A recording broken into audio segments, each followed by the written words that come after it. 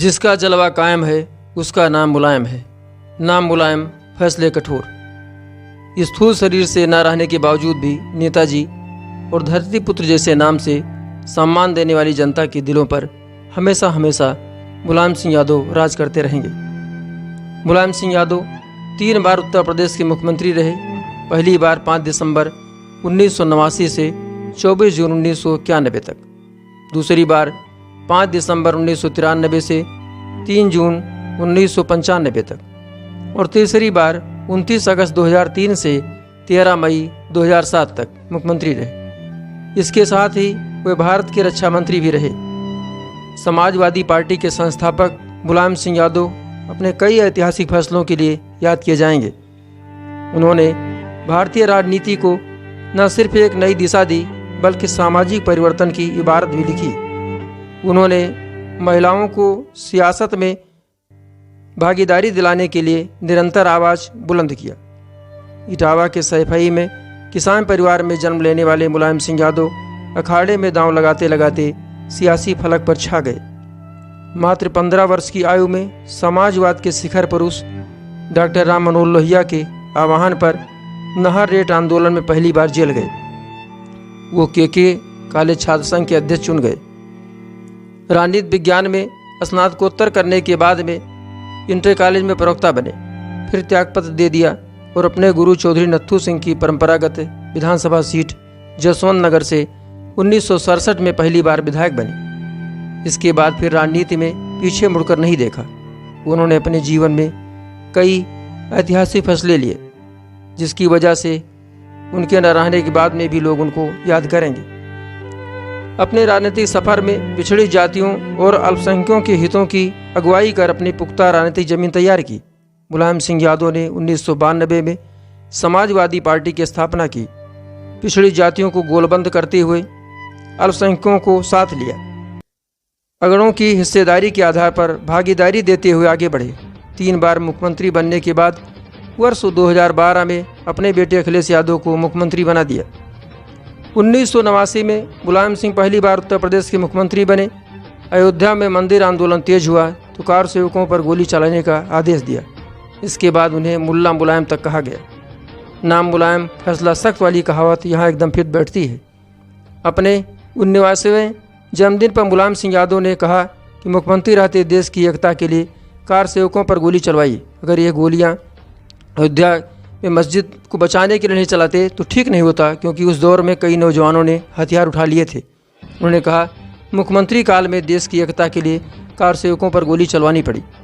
2008 में मनमोहन के नेतृत्व वाली यूपीए सरकार अमेरिका के साथ परमाणु करार को लेकर संकट में आ गई। उस वक्त यूपीए में शामिल वाम दलों ने समर्थन वापस ले लिया। ऐसा समय मुलायम सिंह यादव ने बाहर से समर्थन देकर मनमोहन सरकार को गिरने से बचा लिया।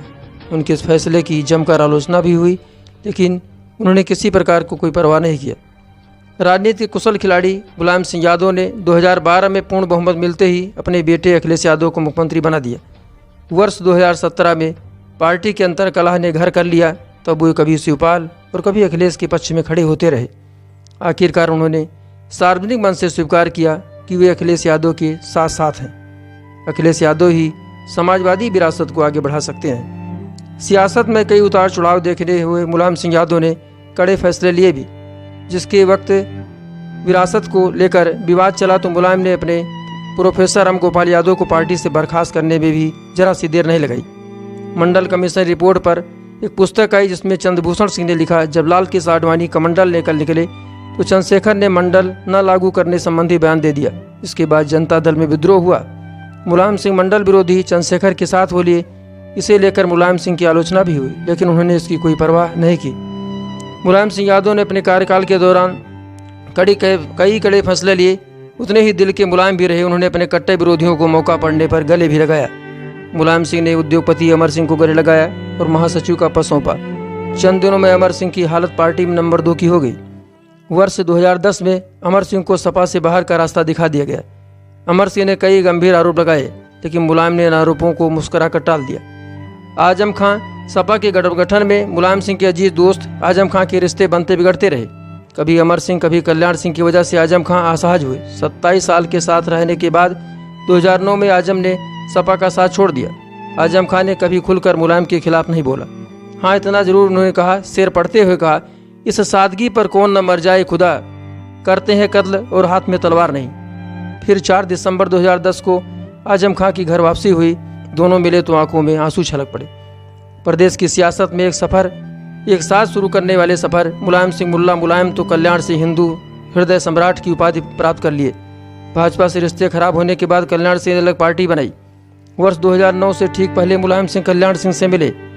आगरा में राष्ट्रीय कार्य समिति की बैठक में एक मंच साझा किया, लेकिन चुनाव में सपा को झटका लगा। फिर दोनों की राहें अलग हो गईं। सपा के संरक्षक सदस्यों में शामिल बेनी प्रसाद वर्मा 2008 में बेटे को टिकट नहीं मिलने से नाराज होकर नई पार्टी बनाई। फिर 2008 में कांग्रेस में शामिल हो गए। वर्मा ने मुलायम सिंह के खिलाफ बयान दिया, मुलायम सिंह प्रधानमंत्री बनना चाहते हैं लेकिन ऐसा नहीं हो सकता। इसके बाद मुलायम सिंह ने कभी भी बेनी के खिलाफ कोई स्टेटमेंट नहीं दिया। हालात बदले, बेनी प्रसाद वर्मा वापस आए तो उन्हें सपा में 2016 में राज्यसभा भेज दिया। ऐसा समय भी आया जब मायावती मुलायम एक साथ मंच पर आ गए। वर्ष 1993 में मुलायम सिंह यादव और कांसी राम आपस में मिले तो भाजपा का विजय रथ रोकने में कामयाबी मिली थी।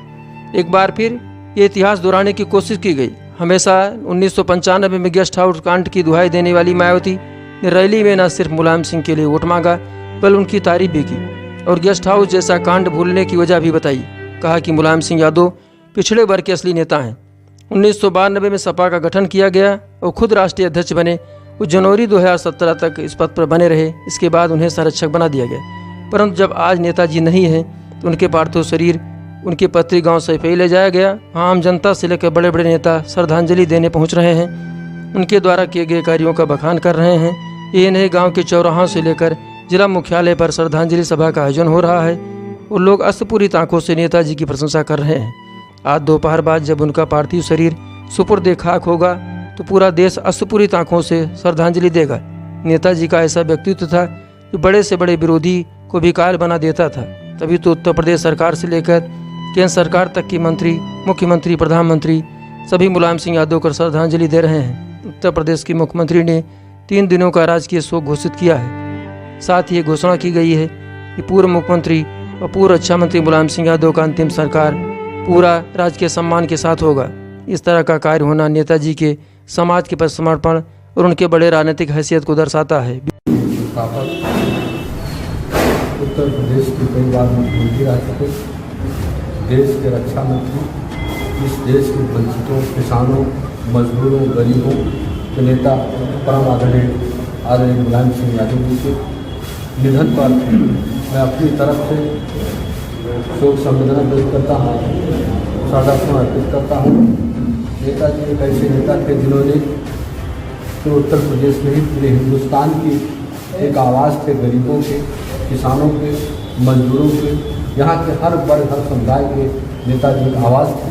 उन्होंने बहुत सारे आंदोलन चलाए, बहुत सारे मूवमेंट चलाया। उन्होंने देश के गरीबों के लिए बहुत सारे काम किए। आज उनके निधन पे बहुत बड़ी क्षति हर समाज, हर वर्गों का, सभी लोगों का हुआ है। हमारी पार्टी की बहुत बड़ी क्षति हुई है। मैं अपने तरफ से श्रद्धांजलि करता हूँ।